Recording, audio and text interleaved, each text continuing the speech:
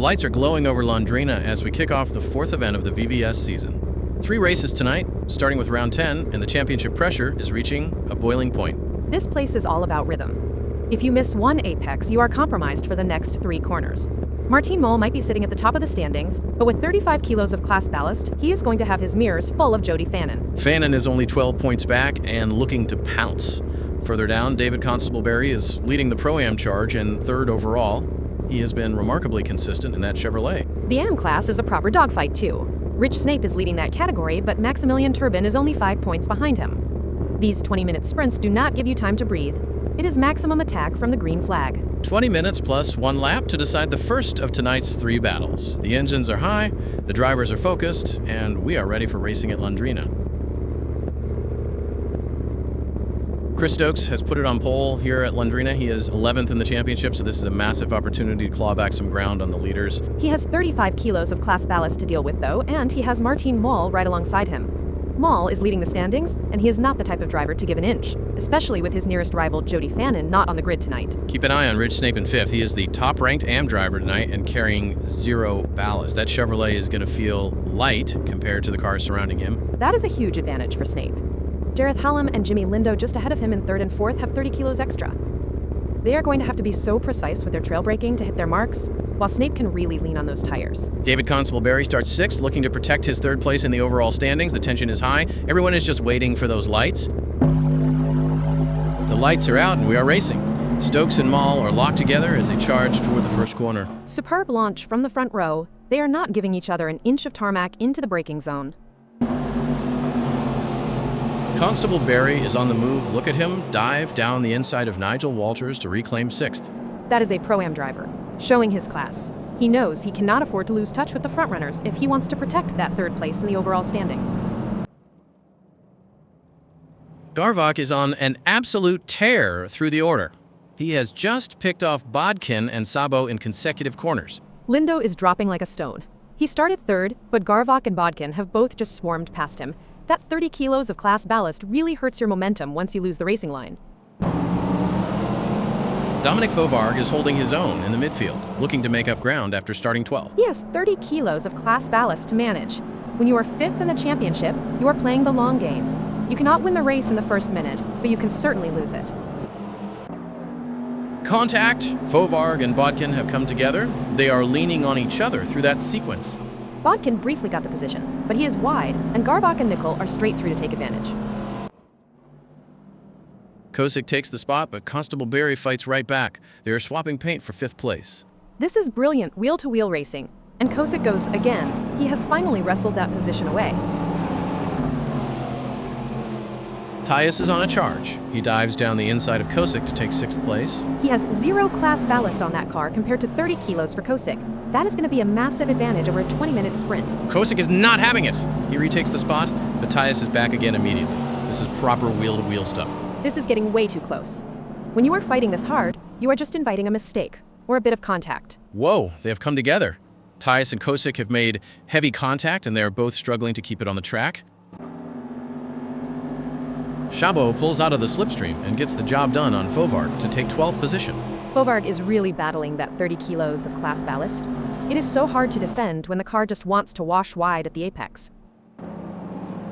Garvok is on the move again. He has just snatched 10th place away from Darren Nickel. These two are deep in the AM class battle, and Garvok has found some real pace in the middle of this 20-minute race. Lindo sends it down the inside. He has wrestled 10th away from Garvok. Not for long. Garvok crosses him over and gets the drive off the corner to take it back. They're giving each other just enough room here, but Lindo is not letting that Chevrolet breathe. Sabo is the one with the momentum. Now he picks his spot and dives past Garvok for 10th. Lindo is through as well. Garvok has gone from 10th to 12th in a heartbeat.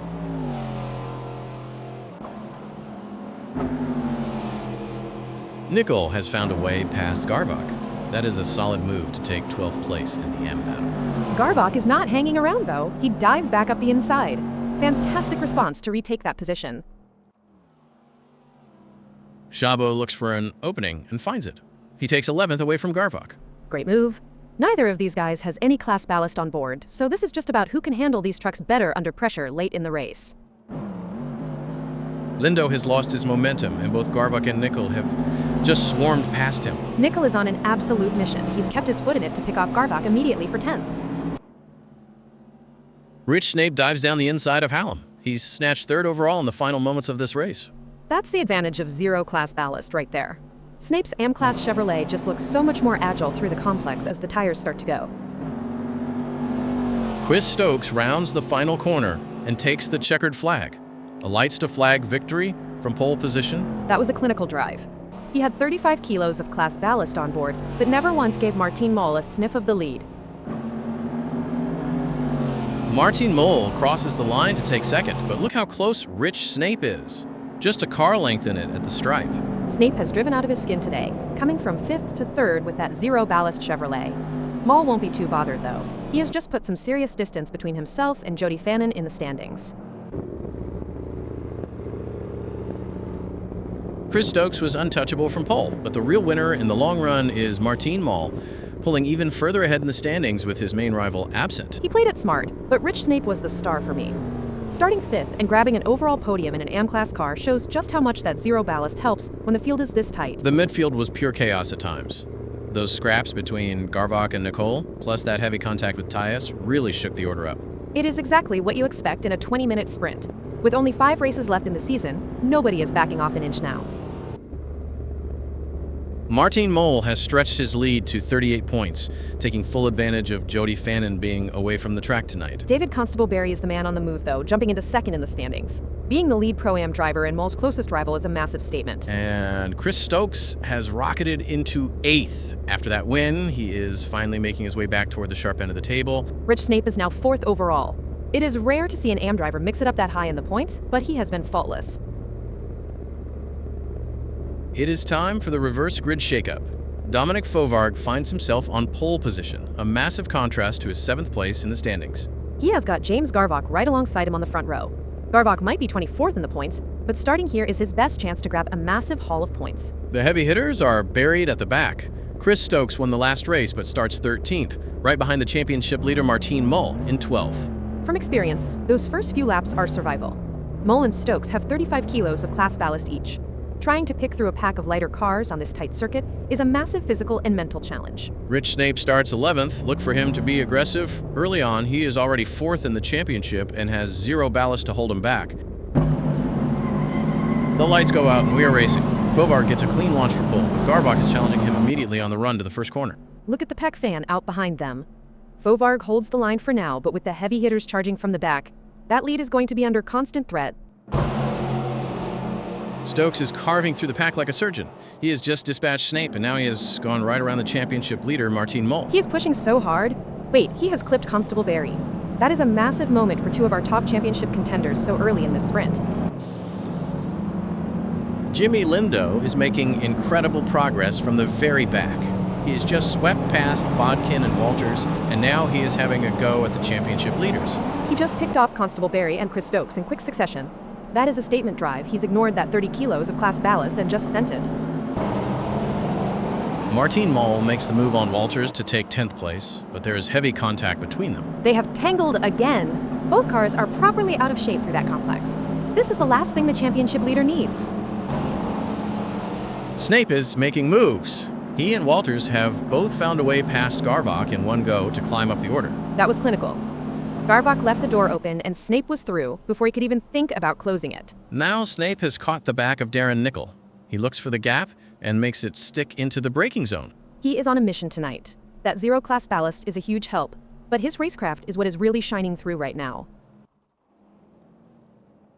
Tyus and Mol have made heavy contact. They are both sideways, and Tyus is desperately trying to claw his way back past the championship leader. It is a disaster for both of them. The entire pack is just streaming past.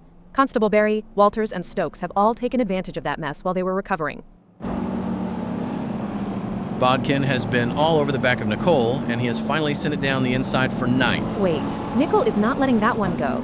He has fought right back to retake the position as they charge through the next complex. It is happening again. Bodkin dives deep into the braking zone, gets the car stopped, and claims that 9th spot for the 2nd time. This is an incredible scrap in the AM category. Neither driver wants to settle for being 10th.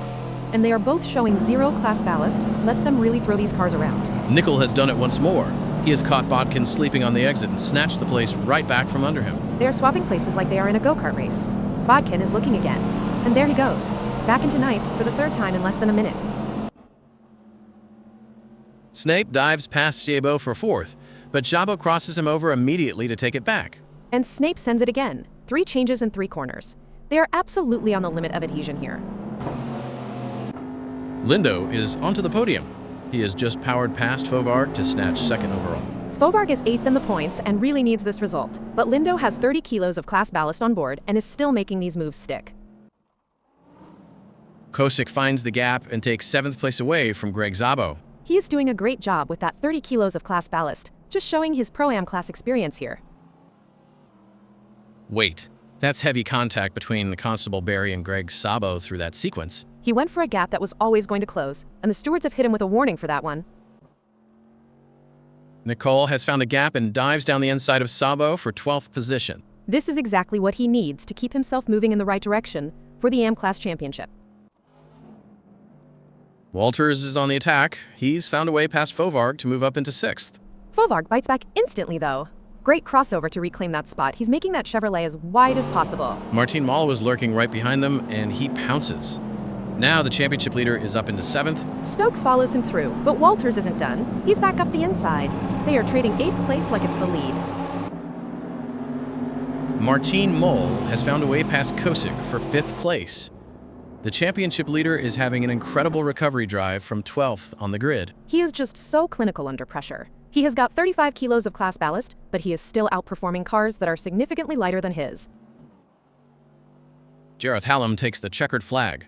From 10th on the grid to the top step of the podium, what a performance. He had 30 kilos of class ballast, but he has driven like a man possessed today. That is exactly how you handle a reverse grid race. Rich Snape crosses the line for a massive 2nd place after starting 11th on the grid. And Jimmy Lindo right behind him in 3rd. He started dead last in 14th and found his way to the podium. That is an absolute masterclass in picking through traffic with 30 kilos of class ballast. 2 AM drivers on the overall podium. That's really going to shake up the standings as we head into the final race tonight. Jareth Hallam takes a massive win from 10th on the grid. But the story is that entire podium coming from the back half of the field. Rich Snape and Jimmy Lindo were relentless. Even with 30 kilos of class ballast, Lindo carved through from last to 3rd. It was pure chaos in the mid-pack, though. That early tangle between Moll, Stokes, and Tyus really opened the door for the others to capitalize. Exactly. Seeing the championship leaders caught in the thick of it was tense. Moll's recovery to 5th is huge for his title hopes as we head into the final race tonight. That win from Jareth Hallam has completely transformed the table. He has rocketed up to tied 3rd in the standings with Rich Snape, who is having the night of his life. Hallam really mastered that 30-kilo class ballast in the reverse grid. Meanwhile, Jody Fannon's absence is proving costly, as he has officially slipped out of the top 3 for the first time in weeks. At the summit, Martin Moll has a 36-point lead over David Constable Barry. It is a steady gap, but with only 4 races left after this, the pressure is mounting on the chasers. Jimmy Lindo is another big mover, finally cracking the top 10 overall. That Pro-Am battle is getting incredibly tight as we head into the final race of the night. Chris Stokes finds himself back on pole position for the final sprint tonight. He dominated from here in the first race, but this time, the championship heavyweights are breathing right down his neck. Martin Moll and David Constable Barry in 2nd and 3rd have everything to lose. They are carrying 30-plus kilos of class ballast each, and they need to keep an eye on Jareth Hallam and Rich Snape, who are tied for 3rd in the standings. Snape starts 6th, and he has been the giant killer all evening.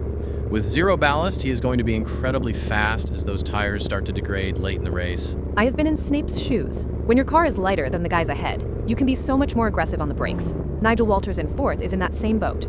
It is going to be a very tense run down to that first apex. The lights go out and we are off for the final race of the night. Stokes and Moll are side by side again as they head into the braking zone. Stokes defends the inside, but Moll is holding firm on the outside line. That 35 kilos is really working those tires as they lean on each other. Garvok is on a flyer.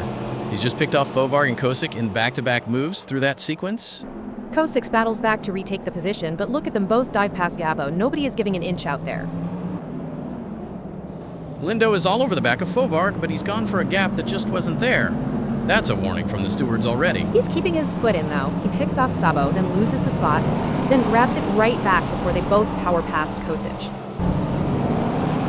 Fovarg and Lindo are trading 10th place like they're the only two on track.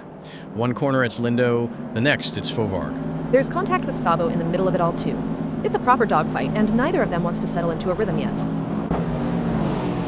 Hallam dives into third, but Walters isn't having any of it and crosses him back immediately. This is a brilliant battle for that final podium spot. Hallam tries again at the next corner and forces his way back through. Wait, Bodkin has had an absolute nightmare rejoin right in the path of Darren Nicol. The stewards are straight onto that for a penalty. Nicol and Fovarg have both just powered past as he tries to recover. Stokes and Snape have come together at the apex. That was heavy contact from the pole sitter. He really forced it there, went for the gap, and the stewards are giving him a formal warning for that one. Stokes and Snape are still at it. Stokes gets the job done, but look at the three-way fight into the next corner. He's caught the back of Hallam now. Contact again. He's just barged past to snatch third place. Snape sends it for second place. He pulls off the move on Constable Barry through the complex. Constable Barry bites right back though, but look at Snape again. They're swapping the runner-up spot every single corner. Constable Barry picks his moment and slides past Walters to move up into fourth place. Walters is fighting back though. He's used that lighter car to great effect and snatched the position right back at the end of the straight. David Constable Barry is on the offensive again. He's just picked off Adam Tyas for sixth. He needs every point he can get right now. He's trying to close that gap to Mole in the championship standings. Tyas has lost it. He's gone straight into the barriers. That was a heavy hit for that Chevrolet. He's back on the track now, but he's already lost a position to Jimmy Lindo while recovering from the barrier. Snape has taken the lead from Martin Mole. He's just dived down the inside on the run to the apex. Wait, Mole has crossed him over immediately. He's not going to give up a race win that easily late on. Hallam makes a bold move for fourth place, and he's just picked off Nigel Walters. He's really found his rhythm again late in the race. He's trying to consolidate that jump up the standings. Martin Mole takes the checkered flag. He had to work for that one with Rich Snape glued to his gearbox in second place. Snape has been the find of the night. 2 podiums in 3 races for an AM driver is incredible. Chris Stokes just manages to hold on for third. Stokes started on pole, but those 35 kilos of class ballast clearly took their toll on his tires toward the end. Mole was just too clinical. He knew exactly where to place his car to keep Snape at bay. That is championship-winning racecraft right there. Martin Mole ends the night on top, but Rich Snape made him work for every single inch of that final victory. Snape has been the story of the event for me. To take 2 second-place finishes and a third as an AM driver is just an incredible achievement. It was a bruising encounter further back, too. Adam Tyas found the barriers, and Phil Bodkin's penalty for that unsafe rejoin really shook up the midfield order. When the pressure of the championship finale starts to loom, the elbows come out. We have only 3 races left in the season, and the battles are getting more physical by the lap. What a night of racing here at Londrina. Martin Mole arrived with a slender lead, but he leaves tonight with a massive 47-point cushion over David Constable Barry. Mole was clinical, but Rich Snape is the driver of the night for me. He started this event 6th in the standings and ends it in 3rd overall. Leading the AM class and sitting on the overall championship podium is a massive achievement. Gareth Hallam has rocketed up to 4th as well after that brilliant reverse grid victory. It has been a tough night for the absent Jody Fannin, though, slipping from 2nd all the way down to 5th. Fannin has a mountain to climb now. With only 1 event and 3 races remaining, the pressure is going to be immense. You can feel the tension building already. 1 mistake in the finale and the title is gone. 3 races left to crown our champion. We will see you for the season finale to see who can handle the heat and take the VVS crown.